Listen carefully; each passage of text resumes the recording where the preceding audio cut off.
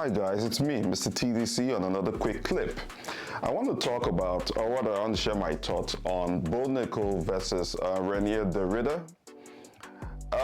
As it turns out guys, Bo Nikal has finally lost his O in the UFC and in MMA. And you know what? That's okay. That is completely okay. I just have to say, you MMA fans suck. You guys suck so much. What the hell?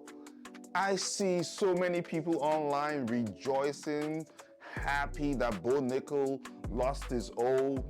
Bo Nikal was a hype train. Listen, guys, listen. We need to understand something. We need to cut Bo Nikal some slack. This guy was a fantastic wrestler, transitions to MMA. And even transitioning to MMA, you have to ask yourself, how long has he been in MMA? He's still evolving. It's like Alex Pereira. When Alex Pereira started in MMA, got to the UFC, guess what? He wasn't as good as he is now. He's evolved. With each new fight, you evolve. Why is everybody suddenly taking a piss on Bo Nikal? The dude literally has a lot of years ahead of him to evolve, to master his craft, to have more fights. And guess what? You know what I always say about losses? They aren't losses, they are losses, they are lessons. These are lessons, right? You put in with a more or less veteran who is 6'4", 185 pounds, and the Ritter looked way bigger. The Ritter, even though he's only had 3 fights in the UFC, he has had elite competition outside the UFC in MMA or kickboxing, both of which are still pretty new to Bo Nikal. I mean, Bo Nikal is a wrestler. He doesn't even have the kind of jiu-jitsu chops that the Ritter has. Why is everybody so happy? I don't get it. I never understood why people were taking the piss on Bo Nikal for this loss. He's gonna learn from it. It's okay, right? Do you know how much balls it takes to get in the octagon in the first place? And then since he's been in the UFC, my man has had a good number of fights with very little MMA experience, and he was still able to maintain his O for this long. If the Ritter takes that O, that's great. A lot of the greats all had losses. Call any of the greatest names in MMA, they all had losses. So why is everybody jumping on this bandwagon of pissing on Bo Nikal like it's such a fantastic thing that he lost?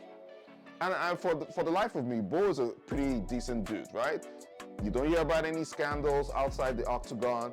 He's more or less a company man, trains very hard, try to push himself, try to challenge himself in the octagon. What seems to be the problem? I mean, I can't say I'm a Bo Nikal fan. I can't say I'm not a Bo Nikal fan. I'm just pretty much neutral. And the moment that fight started, I told myself, I was watching the fight, I was like, Bo Nikal looks really small. There's a huge size difference here. And with an established grappler like the Ritter, it's not hard to believe that Bo lost in the second round. Bro, man, Bo Nikal was tired. Bo Nikal was gassed out by the end of the first round.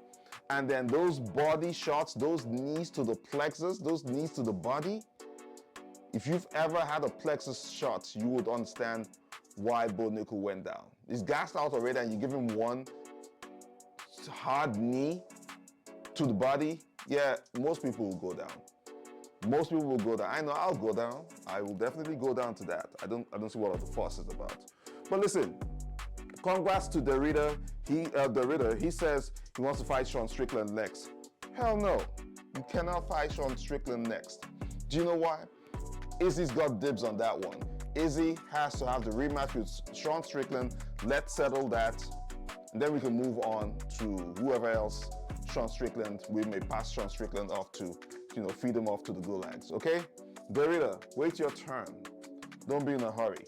Relax, wait your turn. You're looking pretty good you've put the division on notice, and I can't wait to see what you'll do next.